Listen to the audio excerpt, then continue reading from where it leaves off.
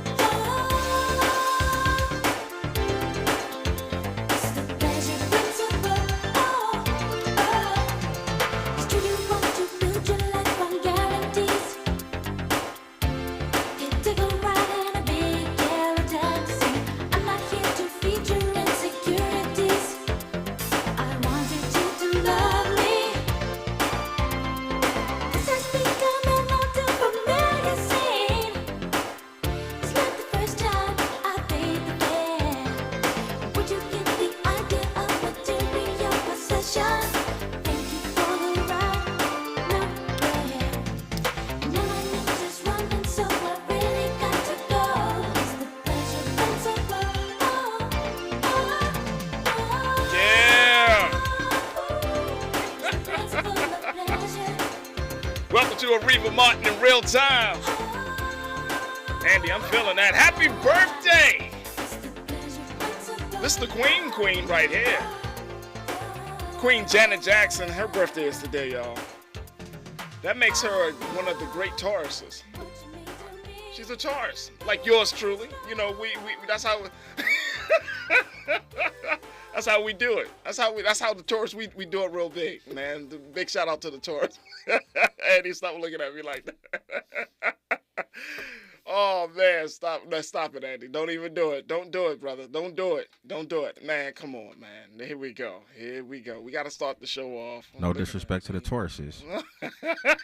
But shout out to the Libras. Shout out to the Scorpios. Shout out to the Cuss babies. You already know what it is. Thank you, Andy. All right, y'all. Welcome to Areva Martin in real time. I'm your special guest host, Farajii Muhammad. Thank you so much for tuning in. And once again, happy birthday, Janet Jackson. And Janet, we would love to connect with you. We would love to have Janet on. You know what I mean? A little something. Folks, we got a fantastic show for you today. We are going to talk, of course, giving you some of the latest headlines in politics. We're going to be checking in with our very own Dr. Nee Cortez, who is a White House correspondent and who is a professor, but he is also one of the great hosts here at KBLA 1580 AM. So we're going to have those conversations with him in a few moments. And then in the second hour, we're going to be checking in with Dr. Calvin John Smiley as he talks to us about the 2-year anniversary, or I like to say 2-year acknowledgement of that racist shooting at Tops supermarket in Buffalo. He's going to talk to us a little bit about that. And later on, we'll also talk to him about will hip hop move the political needle this year? A lot of your favorite rappers are getting political and using their platforms to speak out. So we're going to talk to him about that. All right. So I am very, very excited. Folks, first and foremost, before we even jump into the conversations, got to let you know that we are streaming on a number of different spaces and places and platforms. So make sure you do your due diligence. Check us out first on our website at KBLA1580.com, KBLA1580.com. And we would love to have you connect with us there. Also, follow us on social media at KBLA 1580 AM. We would love to connect with you there. And if you are checking us out, make sure you check us out on the live stream. Big shout out to all of those who are joining us via YouTube. So on KBLA 1580 on our YouTube page. And we would love to hear what y'all have to say. Even on YouTube, post your comments. Share your thoughts as we have these conversations. But big shout out to the In Real Time crew on YouTube here on KBLA 1580. And also make sure y'all follow Areva Martin on all social media platforms. She's doing some fantastic work. She'll be back, God willing, next week. And so make sure y'all follow her there on Areva Martin, as well as yours truly. You can follow me. Folks. Check me out at The Real Farajii on Instagram, at Farajii on X platform. And if you enjoy being on Facebook, I actually like Facebook. I still like going on Facebook. You know what I mean? You can find me at Farajii Muhammad, and we would love to connect with you there. All right. But we have a lot to talk about. We definitely have a lot to talk about, and I want to bring my brother in, who is doing some fantastic work here at KBLA and all across the country. He's a political journalist. He's a university. He's a professor at Pepperdine University. He is the author of the highly anticipated memoir, Kamala, The Motherland and Me. And as I mentioned earlier, he serves as the host of a More Perfect Union talk show that's produced here at KBLA, and he's one of our great voices, White House correspondent, KBLA Chief of National Political Affairs, Dr. Nee Cordelai-Corte. Dr. Nee, good to have you. Brother. Hey, brother. How you feeling? Good to connect with you today. How you feeling today? Well, I'm feeling good. How are you feeling today? Man, I'm good, man. I'm good. You know, I'm ready to jump into these conversations in a few moments, but it's Janet Jackson's birthday, so I'm not mad at all. Can I just say happy birthday, Janet? The last Janet concert that I saw was at the Forum in Inglewood. Okay. Where it was a part of the Unbreakable tour, if I remember correctly. Ooh. It was right before the pandemic. Right. And, you know, you came on hot, really bumping a Janet Jackson classic. And most people don't know, how many Janet Jackson hits there are until you go to a Janet Jackson concert, and she performs them back to back to back to back. And so, I'm still swaying to your opening number, but happy birthday, Janet Jackson. There it is. Big shout out to our engineer, Andy, who's always keeping us up to date on showing love to our great black musical artists. So you're absolutely right. Dr. Nee, we're going to take a quick pause. When we come forward, let's jump into the conversation about everything politics with you. Folks, we're just getting started here on Areva Martin in Real Time. I'm your special guest host, Farajii Muhammad, and this is KBLA 1580. She's the real deal in real time. You're listening to Areva Martin in Real Time on KBLA Talk 1580.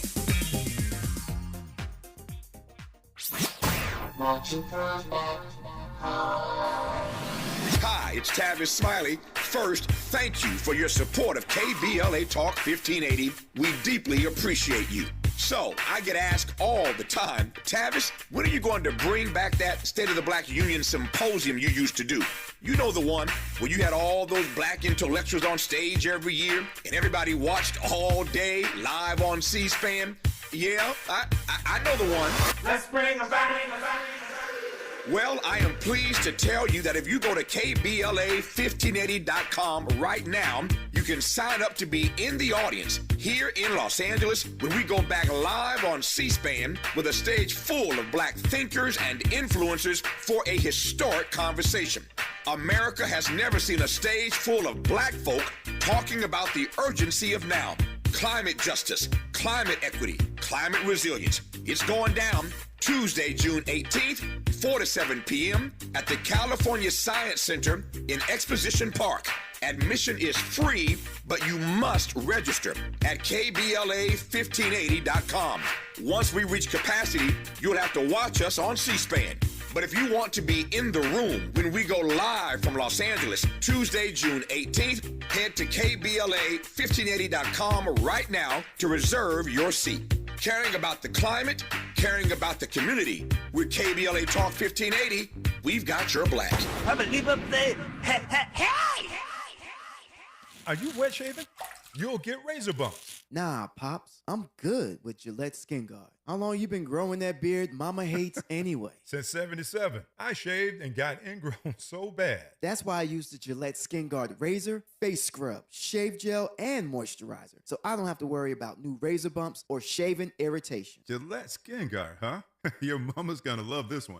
The best a man can get keeps getting better with Gillette Skin Guard. Buy now at a retailer near you. Ew, gotta get rid of this old Backstreet Boys t-shirt. Tell me why. Because it stinks, boys. Tell me why. I've washed it so many times, but the odor won't come out. Tell me why. No, you tell me why I can't get rid of this odor. Have you tried Downy Rinse and Refresh? It doesn't just cover up odors, it helps remove them. Wow, it worked, guys. Yeah. Downy Rinse and Refresh removes more odor in one wash than the leading value detergent in 3 washes. Find it wherever you buy laundry products. Environmental justice is racial justice. Environmental justice is social justice. This is KBLA Talk 1580. My mom has taken up going to the park to practice yoga. My dad's going to a club, but not a book club, a salsa club. Finding new hobbies comes with age. My mom has started getting lost and not knowing where she's going. Becoming lost or disoriented doesn't. Confusion with time or place may be a sign of Alzheimer's. An early diagnosis can help improve the quality of life for your loved one. Learn the warning signs of Alzheimer's at 10signs.org. Brought to you by the Alzheimer's Association and the Ad Council. The way we spend our time defines who we are. You're listening to Areva Martin in real time on KBLA Talk 1580. Yes, folks, you are listening to Areva Martin in real time, and I'm your special guest host, Farajii Muhammad. Thank you so much for tuning in and being a part of the conversation, as we got a lot to talk about. Let me check in now with our first contributor. He's a political journalist, author, and host of A More Perfect Union, heard here on KBLA 1580. My brother, Dr. Nee Cortez. Dr. Nee, once again, it's always a pleasure to hear what you got to say about these political issues, big brother. Your show is very, very informative, and I highly recommend folks that if you haven't had a chance to check out A More Perfect Union, you should definitely do so, as you will be not just entertained, but you will be highly informed. But Dr. Nee, let's talk a little bit about what's going on in the country. First and foremost, President Biden had a chance to speak to the students at Morehouse University when the announcement was made that the HBCU was to extend the invitation to the president. There was a lot of controversy, and has been controversy all the way up to the day of, which is today.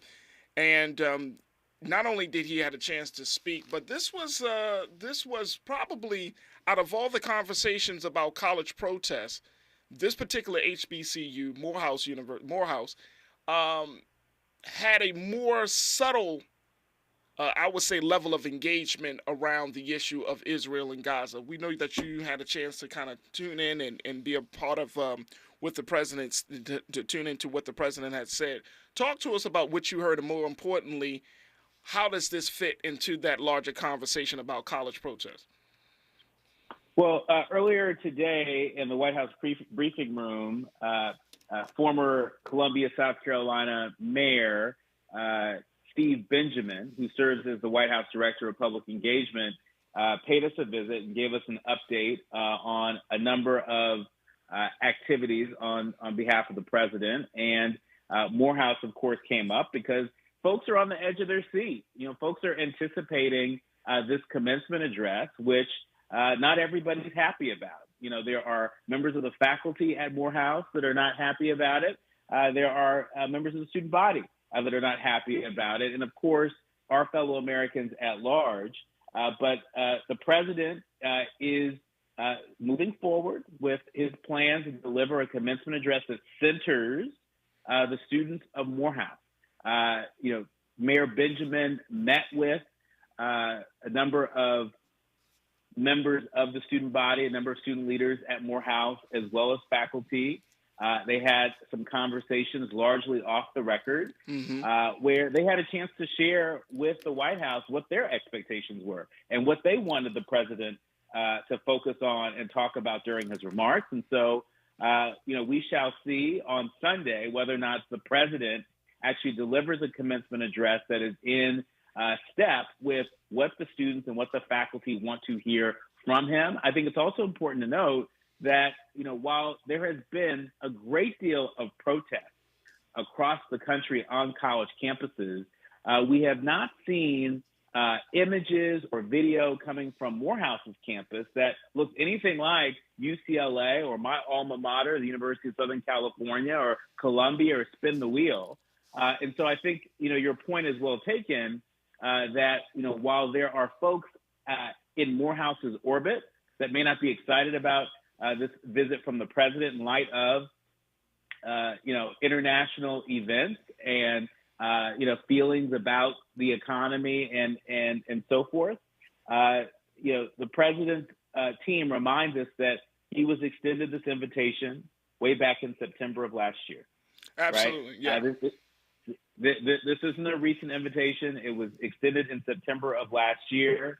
And it is the faculty of Morehouse that voted to bestow an honorary degree on President Biden. I think the vote was something like 50 some odd votes, maybe 30 some odd votes, with about a dozen folks 50 to abstaining. 38, yep. 50 to 38 on that vote, yep. That's right. And so, folks will be paying extra close attention. I think this speech represents an important point in the campaign, and I think an important point in the president's term in office.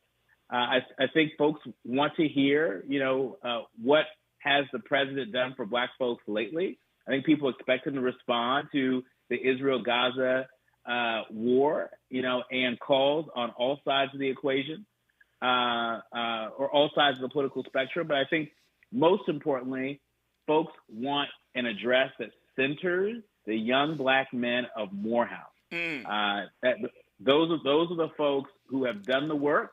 This is their day. Don't talk over them. Don't talk around them.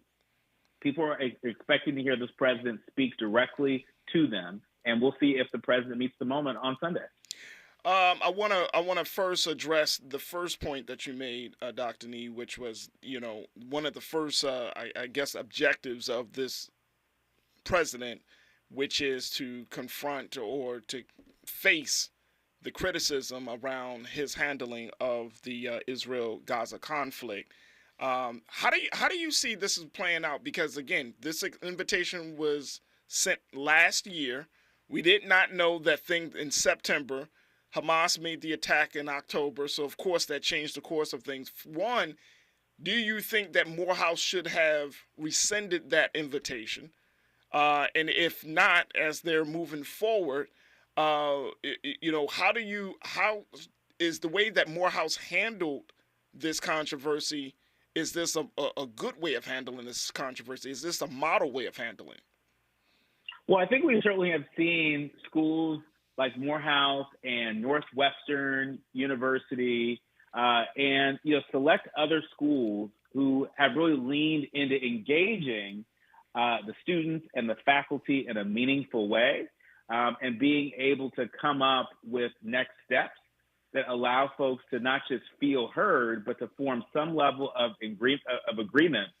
And I think that's part of what might be making the difference in terms of how folks are feeling a few days before the president's commencement address at Morehouse. As I mentioned earlier, Steve Benjamin, who's the White House Director of Public Engagement, actually went to Morehouse, and met off the record with students and faculty, and specifically asked them, "What do you want to hear from the president?" Right? And so that is the kind of engagement that I think can go a long way when some people don't feel heard and don't feel seen. And he reminded us that the president believes in the right to protest peacefully, right? And I think there's an expectation that there might be some level of protest at this commencement address. And I think as long as it remains peaceful, the president understands that people have a right to their opinion. But is that possible, though, Dr. Nee? Of course it's possible. It's possible. Can you protest peacefully? Because I've been a part of some protests myself back in my day, brother. And we were. As have I. I'm sure. I'm sure. And the thing is, the protest is at its root to disrupt. So when I heard the president talk about that, and he talked about that, I think sometime last week, he gave that 3 minutes worth of remarks around the college protest from the White House. I was just thinking, is it possible to protest peacefully? I remember being in Baltimore, Dr. Nee, and this was during the time of the rash of police killings. Of course, in Baltimore, we had our case with the case of Freddie Gray. And I remember there was some protests down in the Inner Harbor, the tourist area of Baltimore City. And I was talking to a police officer during that time, and we're downtown, and he said, well, if you guys are going to protest, there's a place right there. Literally, it was like a square on the ground. And they said, you could stand right over there and protest. And I just looked at the officer like, but that's not the purpose of protest. The purpose of protest is to bring awareness, to create disruption, and it is a sign that that business can't go on, that the order of the day has to be interrupted in order for people to be seen and heard. What's your take on that, bro? Well, my take is that I think peaceful protest is a part of our history. I mean, when we think about, the history of famous alumni that have come out of Morehouse College, we can't overlook Dr. Martin Luther King Jr. and the nonviolent protesting that Dr. King and a generation of Black civil rights leaders subscribed to. Now, not everybody, right? Because there are folks at the time that weren't about nonviolent resistance. Right. But there were people that were a part of that and believed in that and practiced that, and have contributed to the history, that is all of ours. I think it's also important to note that there are Morehouse alumni like Spike Lee who have channeled their activism in the form of filmmaking. Right. There are alumni that have channeled their activism in so many other non-violent ways. And so is it possible? Yes. We don't want any of these young people, to catch a case, on commencement, right? But I think it's important that we lean into not cancel culture, but counsel culture. There are always going to be forces out there that maybe don't mean us well. There are going to be forces out there that do things that we don't agree with, right? And the way that we respond to that, it's got to be peaceful. It's got to be, within the law. Otherwise, it's going to feel like the Wild Wild West, because for every action, there's an equal and opposite reaction, right? And the last thing we want is anybody getting hurt as a result of, protests gone violent. I understand that. And I do know that Morehouse has put out a word based on the reports that if there are any signs of disruption or protest, that commencement would be ended right then and there, effective immediately. Mm-hmm. And I did see that, and I was like, wow, this is interesting. Now, I want to get your take on this, Doc. How do this fit? Because last week, the Biden-Harris administration had put a pause on sending arms to Israel. People thought that was the sign of a change within the relationship between the U.S. and Israel. But then just a couple of days ago, it was reported that the Biden administration had told key lawmakers it's sending a new package of more than $1 billion in arms and ammunition to Israel. Now, this package includes about $700 million for tank ammunition, $500 million in tactical vehicles, $60 million in mortar rounds. So it looks like there was a little blip in the relationship, but now new money is going to be sent in the final few moments of this first half. What do you make of that? Because now the president is showing that he is supportive of Israel and Israel's quote unquote defense of itself, but now it's at the timing that that this decision is made is quite suspicious. What do you make of it? Well, I think there are a few ways in which we need to look at it. I think there is. It's important that we look at it through a political lens, and it's important that we look at it through a moral lens. Mm-hmm. And there are folks that are pro-Israel that believe that morally the right thing to do is, to support Israel in helping to keep Israel safe by any means necessary. There are people that believe that Israel is such an important partner for us in the Middle East that we can't afford for them to be without whatever military equipment or whatever military ammunition they need in order to keep themselves safe. But then there are other people that, when you look at it through a morality lens, they say that we have a responsibility to the innocent people that are suffering in Gaza, right? To not be enablers of the catastrophe that is reportedly leading to a famine.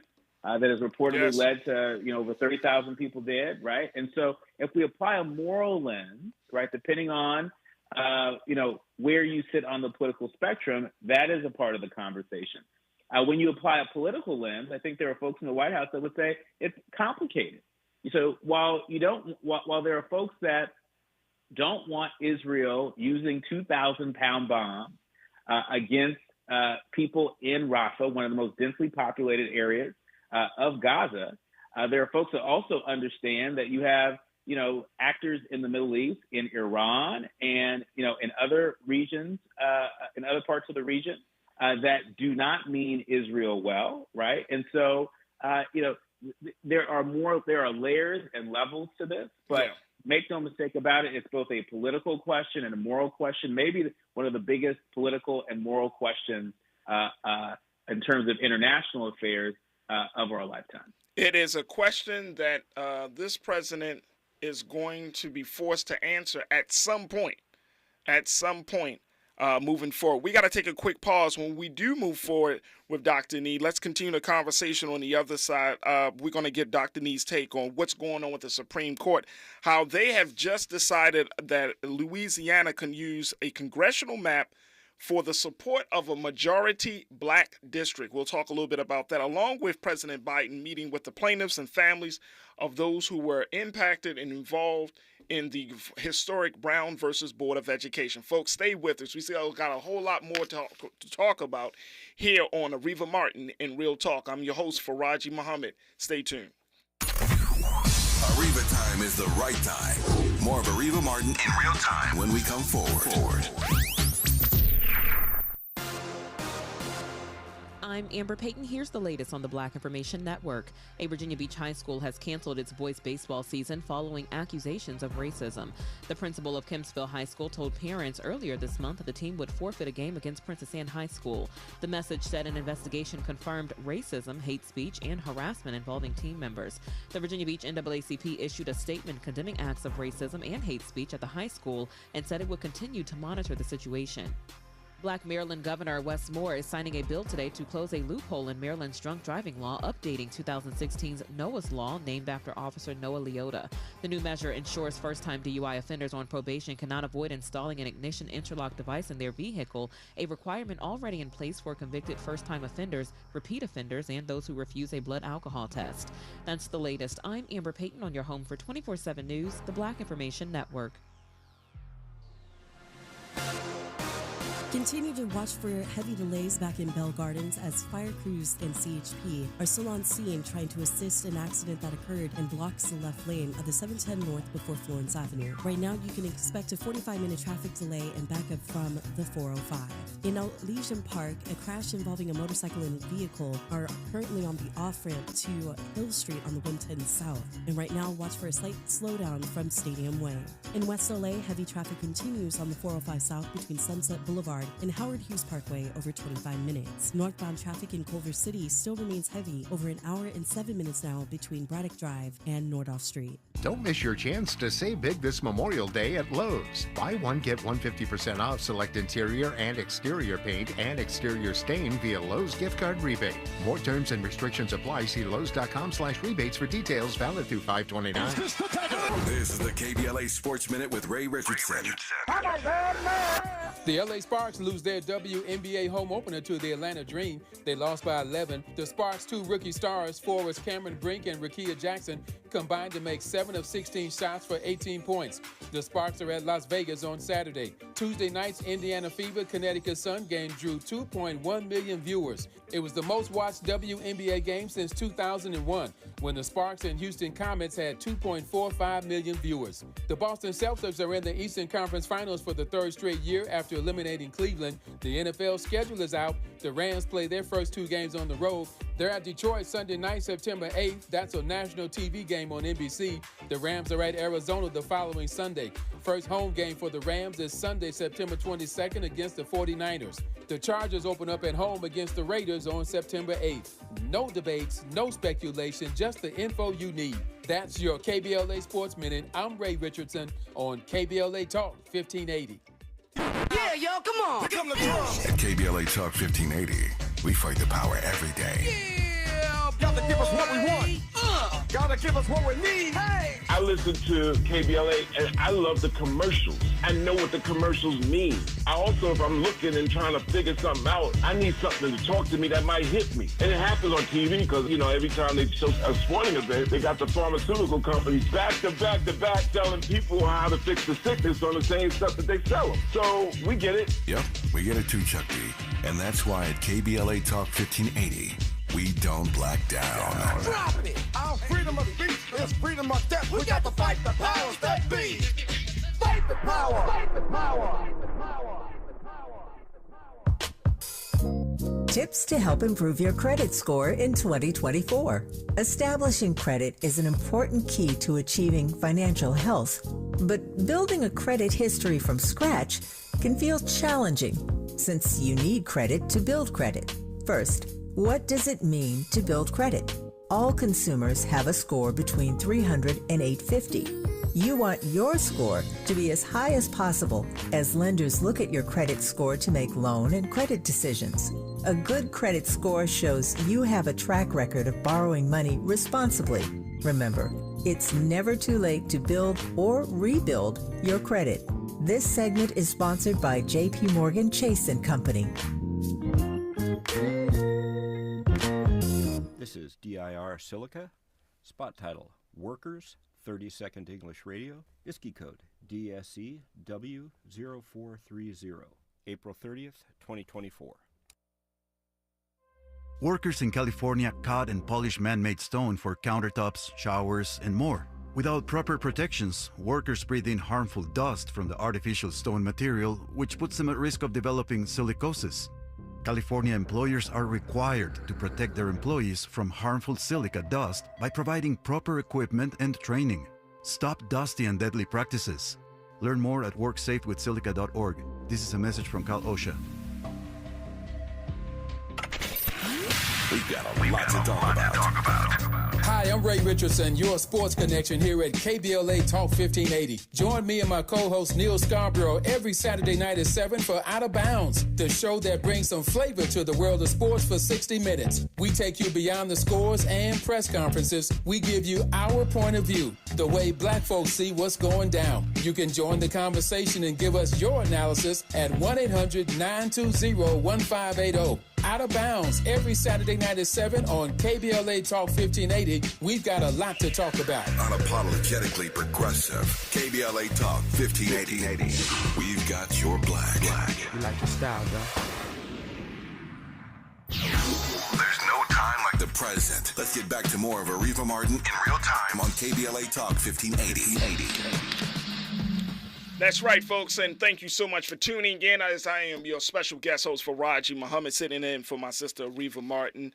And we're talking to Dr. Nee Cordelai Corte, who serves as the host of A More Perfect Union here at KBLA.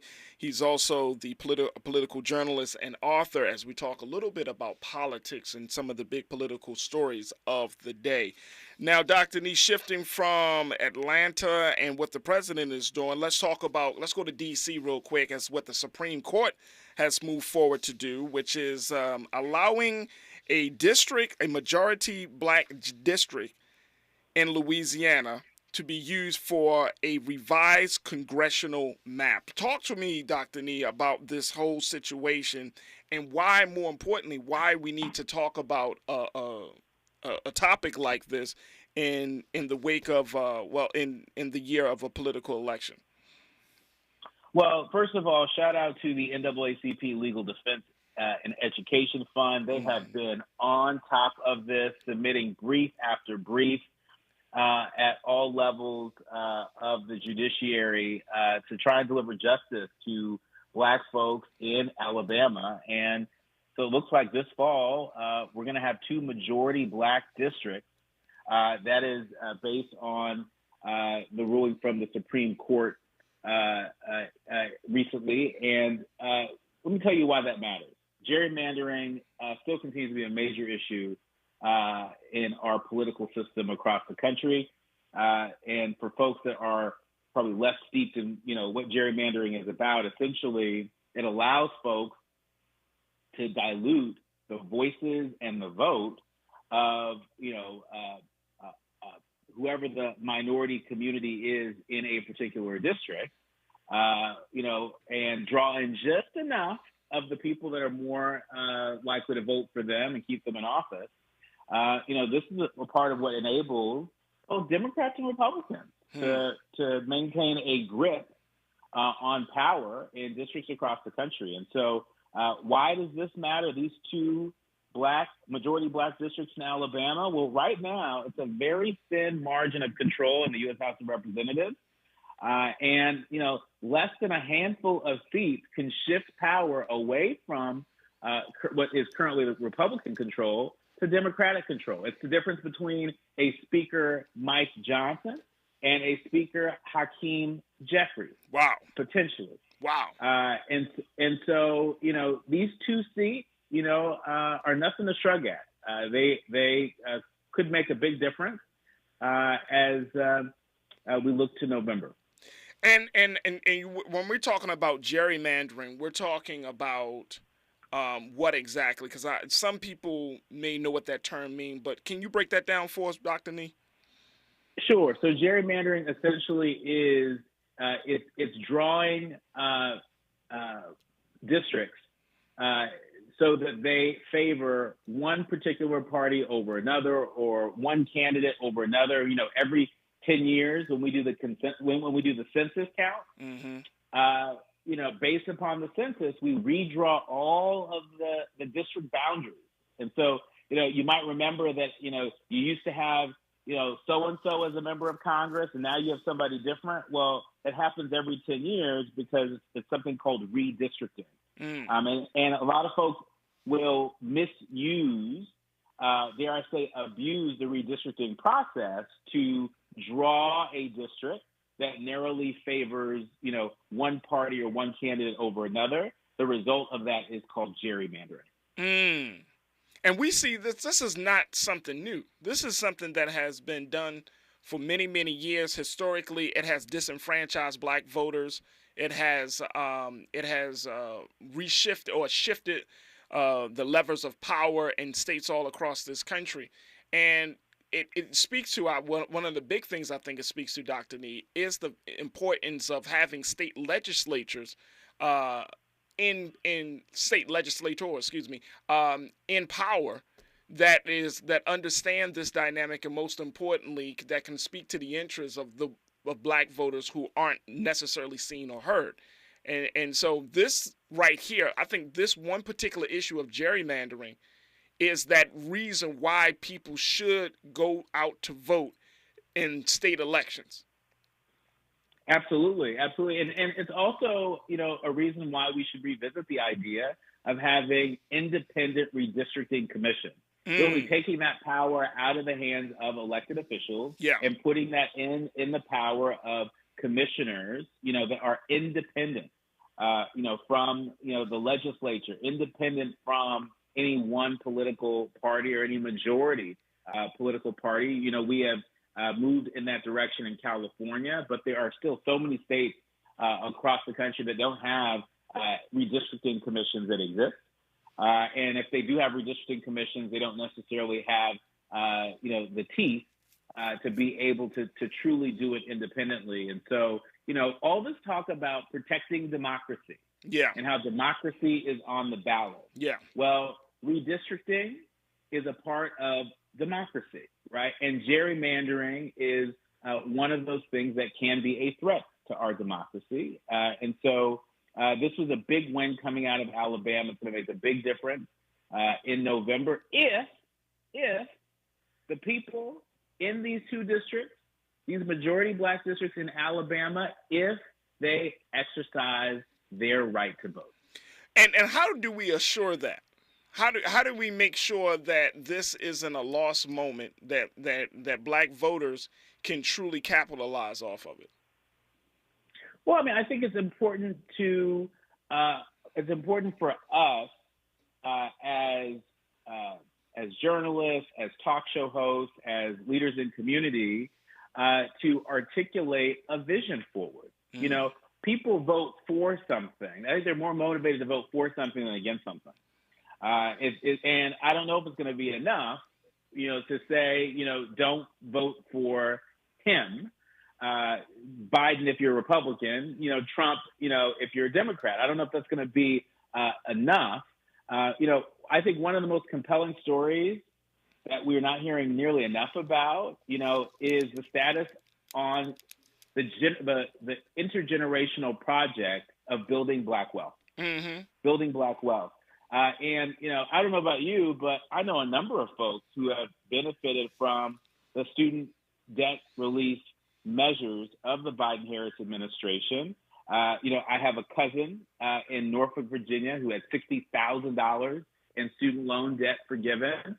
I have a friend in California who had $170,000 worth of student debt forgiven, both black folks.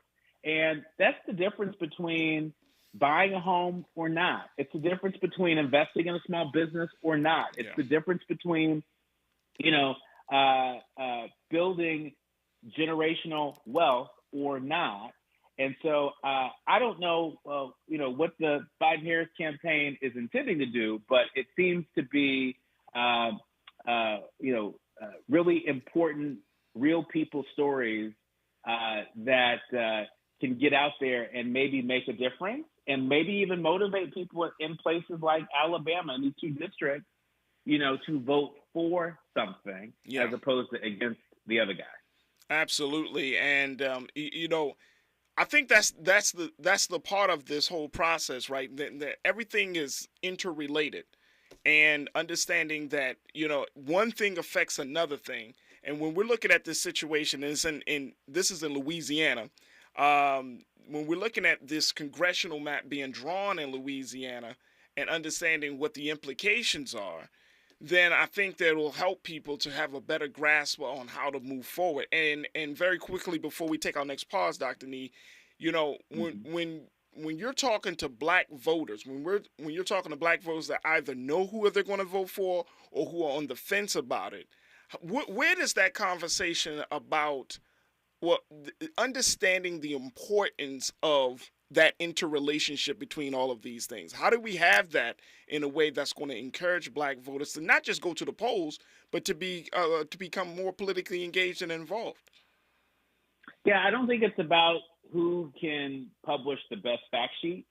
I think it's who can tell the most compelling story. Mm-hmm. We live in a time where, and in a media environment where we're constantly bombarded by storytelling. Yeah. Some of it is long form, some of it is short form. Yeah. But putting out a press release with statistics talking about what difference you're making, right? Yeah. I don't think that's going to be enough. Nope. We need the president and vice president to be storyteller in chief and vice storyteller in chief.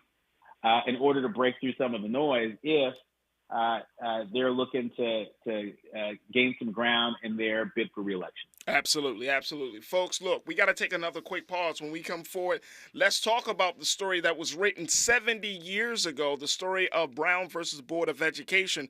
President Biden met with plaintiffs and families of the historic case, and we're going to get Dr. Nee's take on what we see as we move forward, as we celebrate that historic landmark ruling. Stay with us. It's Areva Martin in real time here on KBLA 1580. She's the real deal in real time. You're listening to Areva Martin in real time on KBLA Talk 1580. Pizza's here. Oh, great. I'd love some, but I'm worried about my stomach issues. If you're worried about having diarrhea, gas, bloating, stomach pain, or loose, oily stools, it may not just be stomach issues. It could be a condition called exocrine pancreatic insufficiency, or EPI. With EPI, the pancreas doesn't release enough enzymes to break down food, but EPI is manageable. Use the symptom checker on identifyepi.com and talk to your doctor. That's identifyepi.com. Sponsored by AbbVie.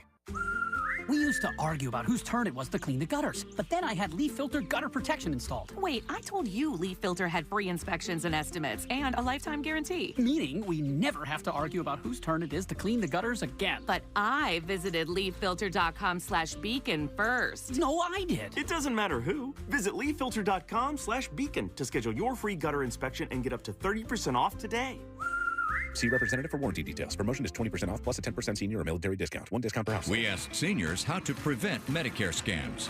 My best advice, if you get a phone call, do not talk to the person. These people are well trained. Don't talk to them. They don't know me. They're just trying to scam me. Don't be fooled. Hang up. Just hang up. Never give out your Medicare number. They're going to get your number to put in a false claim. If I get a call from someone, I don't pick up the phone. And should I pick up the phone and they ask for information, then I hang up. How do you detect Medicare fraud? Just like I check my credit card statements, I check my Medicare statements monthly. Scammers can get a hold of your number, order medical devices through your account, and you're not even going to know about it if you don't look at your statement. Check your statement every month. If you get your statement and you see something that you know you did not have done, you report it. Call your senior Medicare Patrol. To report Medicare fraud, call the Senior Medicare Patrol at 855-613-7080. This is KBLA Talk 1580, home of the 2024 Climate Justice Campaign. The California Crusader newspaper would like to thank all of our subscribers for their support throughout the years, proudly serving the South Los Angeles and South Bay areas for more than 40 years. The California Crusader is a multicultural, black-owned, adjudicated newspaper that focuses on providing newsworthy information to the people in our community. We're constantly looking for ways to assist businesses in our community to connect with our subscribers. We provide low-cost, effective ways to promote your business with our reasonable and affordable advertising rates. You can participate by suggesting, sharing, and submitting your stories on the California Crusader newspaper Community Share Facebook group page, or visit our website at cal-cruise-news.com. That's calcruisenews.com. Then click on the Submit Now button located on the top right corner of the homepage, or text CCN to 42828. Again, text CCN to 42828. The California Crusader newspaper, working together to build a better community for our future. Subscribe today. The way we spend our time defines who we are. You're listening to Areva Martin in real time on KBLA Talk 1580. That's right, folks, and this is your special guest host, Farajii Muhammad, checking in with my brother, Dr. Nee Cordelai-Corte, political journalist, author, and host of A More Perfect Union here on KBLA 1580. In our final moments, Dr. Nee, I want to kind of get your take on, you talked about storytelling in the last segment, as we talk about this what happened 70 years ago with that historic landmark decision of Brown versus Board of Education. President Biden is marking this week's anniversary, 70th anniversary, by inviting members of the families that were involved in that landmark case, as well as the plaintiffs. He invited them today to commemorate this the 1954 decision to desegregate schools. And he's planning to step up efforts to highlight his administration's commitment to racial equity. He's asking these members of the family and the plaintiffs what more can be done, and more importantly, looking at how their vision of what the educational system can look like for black and brown students, particularly, how that vision will meet the resources of today. What do you have to say, Dr. Nee, on being 70 years from this case, but we're still further along? And I just saw something on Vox.com. They said the schools are more segregated now than it was in the 1980s. And so what do you make of this? Have we made any real significant gains over these past 70 years, or is this just a celebration with a lot of style and very little substance? Well, certainly if you're talking to folks like my mother, who just turned 70 years old, she was born the year that Brown versus Board of Education was decided by the U.S. Supreme Court. And, you know, talking to my mom, she remembers very vividly being a sophomore in high school. This is many years after Brown v. Board of Education was decided. And, you know, she talked about integrating into Manatee High School, which at the time was a white school, a predominantly white school. And she talked about that first day, that first week of school, you know, where when the black kids got off the bus, you know, there were rocks and there was violence, there was spitting, you know, and it was so bad they had to get back on the bus and go back home. And there was a week where it was supposed to be a cooling off period. And the black kids said, cooling off period for who? Right? And so it's important to remind folks that the progress that we have made in this country is still very fragile.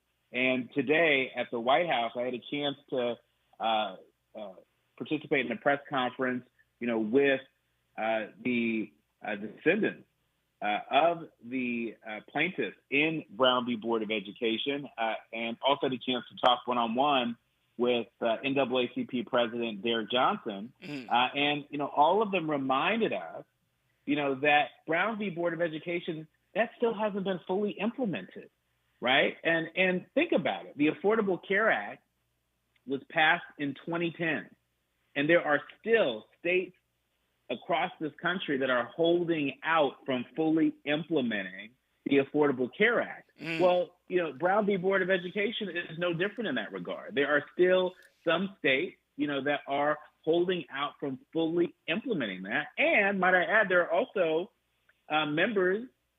sitting members of the U.S. Supreme Court, folks like Justice Clarence Thomas, you know, that does not support Brown versus Board of Education, thinks it was wrongly decided. And one of the questions that I did not have a chance to get to today, but I think it's one of the most important questions of our time is, you know, does the president believe that Brown v. Board of Education is settled law? Do Democrats believe that Brown v. Board is settled law? Because there's a possibility in our lifetime that Brown v. Board of Education could meet the same fate as Roe v. Wade, right? And so, you know, should Democrats have a plan to codify Roe v. Wade? You know, should they gain power in the Congress in this upcoming election? This is just another reminder that the progress that we enjoy, the progress that has made the difference between my experience in public education and my mom's, right, that progress is still very, very fragile, and it has not been fully realized. And so if people are looking for something to vote for 70 years after Brown v. Board of Education, this is definitely something to put it near the top of the list. When we had our conversation earlier this week, Dr. Nee, I posed the question of the fact that in 1954, the Supreme Court opened the door for this type of change, right? But now in 2024, 70 years later, we are dealing with a different, not just different justices, a different Supreme Court all around in terms of the ideology, the interpretation of the law. And I wonder, where do black folks go to find some resolution to their grievance in this, you know, if they're in the space that we're in, the educational issues, right? Because in a super conservative court of 6-3, we may not get another historic ruling like this for many years. So and I guess my question is more on, should we continue to lean on the Supreme Court and the judicial system to get us through, to help make those, help us make those inroads, and to at least strengthen that fragile progress that you're speaking of? I think we have to do all of the above. We can't lose sight of the fact that while conservatives have a majority on the U.S. Supreme Court, that under the Biden-Harris administration, there have been more Black women in particular, more women of color, more diverse group of folks who have been confirmed by the U.S. Senate who are serving in our judiciary, our federal judiciary. And so that's important.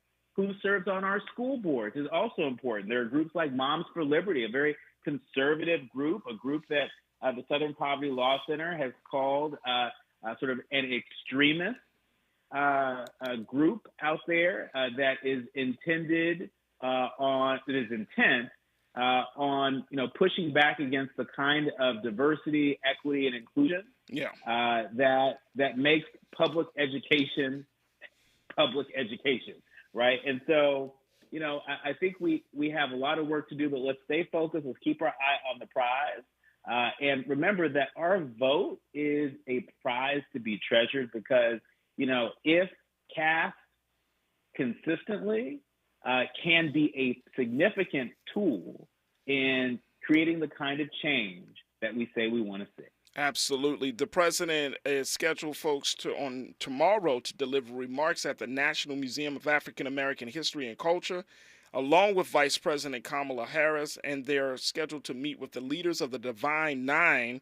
Of course, that is the group of historically Black sororities and fraternities. And then the president is going to be heading down to Atlanta to speak at Morehouse College. And then he will be making his way to Detroit to speak at the NAACP Gala. We got 30 seconds on this, Dr. Nee. He's doing his part to try to court the Black vote throughout this whole process.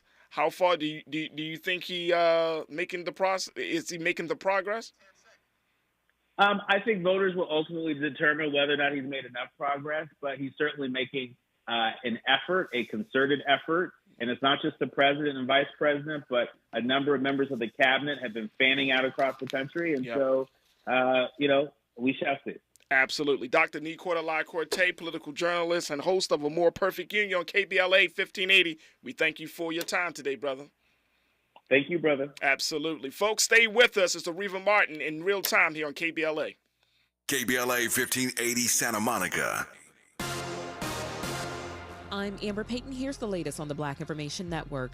The White House stands by President Biden's decision to withhold audio recordings from his classified documents case, citing executive privilege. Attorney General Garland requested this action. Republicans subpoenaed Garland for the recordings in the ongoing impeachment inquiry into Biden, but Garland argued releasing them could jeopardize Justice Department investigations. White House Press Secretary Karine Jean-Pierre, who is Black, noted that transcripts of Biden's interview with Special Counsel Robert Hur are already public. Minneapolis resident Devin Brown is set to make history as the first Black woman to solo kayak the entire length of the Mississippi River.